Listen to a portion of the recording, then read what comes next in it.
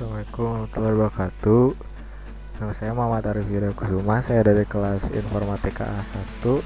Di sini saya akan mencoba untuk mempresentasikan UML bagian diagram kelas.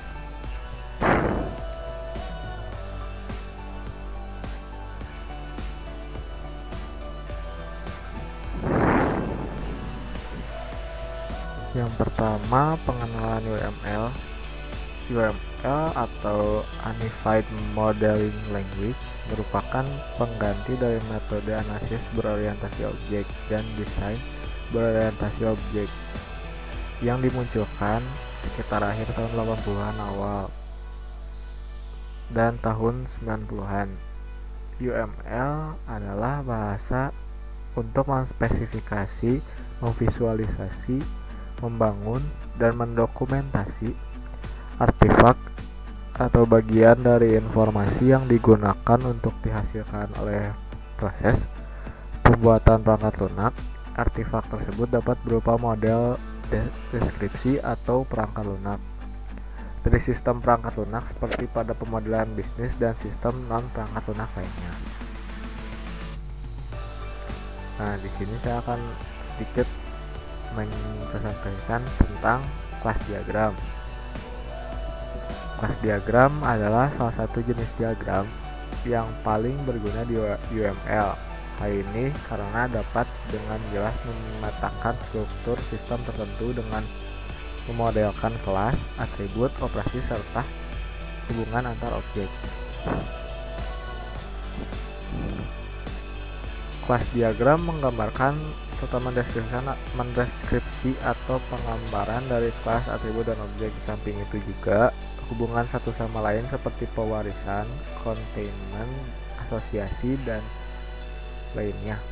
Kelas diagram mampu memberikan kita pandangan yang lebih luas mengenai suatu sistem dengan cara menunjukkan kelas serta hubungan-hubungannya. Selanjutnya, manfaat kelas diagram. Yang pertama, menggambarkan suatu model data untuk sistem informasi, tidak peduli apakah model data tersebut sederhana maupun kompleks.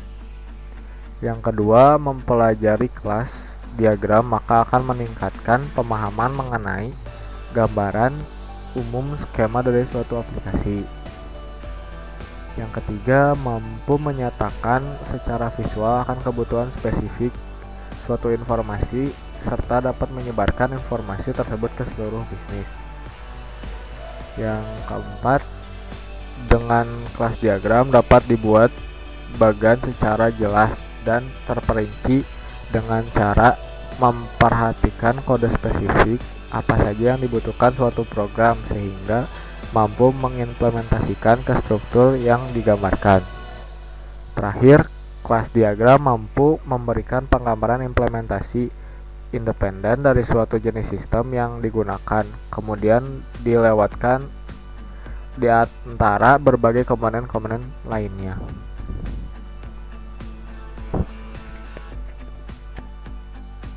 Selanjutnya, komponen dasar kelas diagram.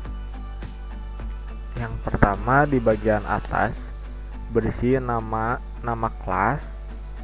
Bagian ini selalu diperlukan baik ketika berbicara tentang classifier atau objek. Setiap kelas memiliki nama yang membedakan dengan kelas yang lain. Nama dikenal sebagai simple name dan path name. Yang kedua, bagian tengah berisi atribut kelas. Bagian ini digunakan untuk menjelaskan kualitas kelas. Ini hanya diperlukan saat menggambarkan contoh kelas tertentu. Secara singkat, atribut dapat menjelaskan rentan nilai sifat tersebut. Sebagai contoh, atribut menggambarkan beberapa sifat tertentu yang sedang dimodelkan yang dapat dibagikan ke seluruh objek di dalam kelas tersebut. Seperti setiap pohon memiliki tinggi, lebar, dan ketebalannya. Yang ketiga, bagian bawah termasuk operasi kelas atau metode ditampilkan dalam format daftar. Setiap operasi mengambil jalurnya sendiri. Operasi menggambarkan bagaimana suatu kelas berinteraksi dengan data.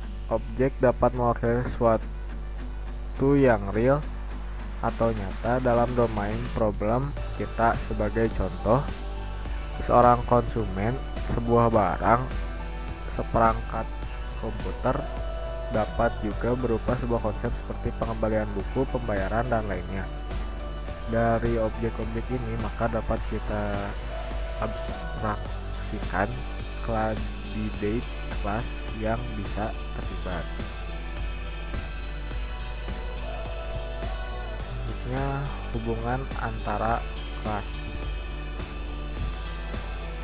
Yang pertama, asosiasi dapat diartikan sebagai hubungan statis antar kelas. Umumnya asosiasi menggambarkan kelas yang memiliki atribut seperti kelas lain ataupun jenis kelas yang memerlukan informasi mengenai eksistensi kelas lain. Yang kedua, agregasi, yakni dapat diartikan hubungan yang menyatakan suatu bagian seperti terdiri atas. Yang ketiga, pewarisan, yakni hubungan urutan jenjang antar kelas. Misalnya, suatu kelas dapat mewarisi semua atribut dan metode kelas asalnya dengan cara menurunkan ke kelas lain sehingga ia disebut anak dari kelas yang diwariskan. Yang terakhir, hubungan dinamis, berarti suatu message atau rangkaian pesan yang dilalui suatu kelas ke kelas lainnya. Adapun hubungan dinamis dapat digambarkan dengan menggunakan sequence diagram. Ini adalah contoh diagram kelasnya.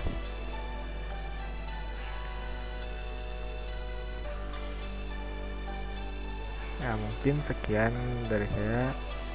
Maaf bila banyak kesalahan. Terima kasih. Assalamualaikum warahmatullahi wabarakatuh.